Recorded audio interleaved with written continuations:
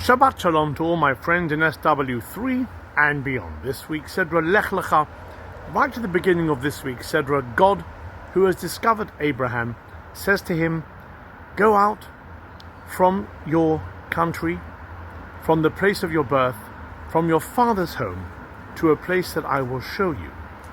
And the question is asked that if you're going to look at it technically, when someone leaves, it's the other way around. You first leave your home, then your place of birth, and then eventually your country of where you live in. Why is it backwards?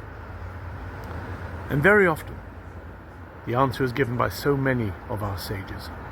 Very often when it's time to leave, when it's time to change, when it's time to make a move, it's actually the civilization and the culture of the place where you live, your country, which is sometimes the hardest to move away from.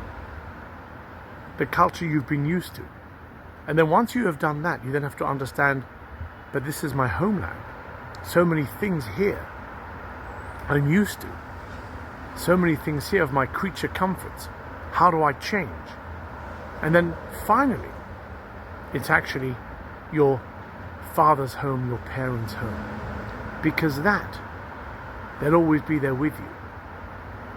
When God is telling someone to change, someone to move away, God realizes that the direction of movement doesn't actually start from the house out into the homeland and then out into the country.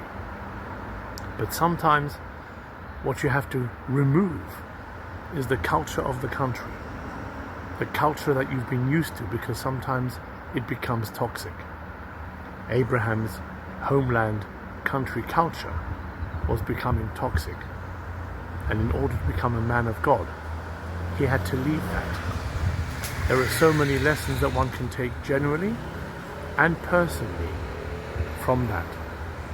So if anyone is thinking of making a move, understand we have to be ready. Change needs someone and everyone to be ready. Please God, whenever we decide to make that move, in whatever it is, we look at the challenges that lie ahead, take them on, and move further. Good Shabbos.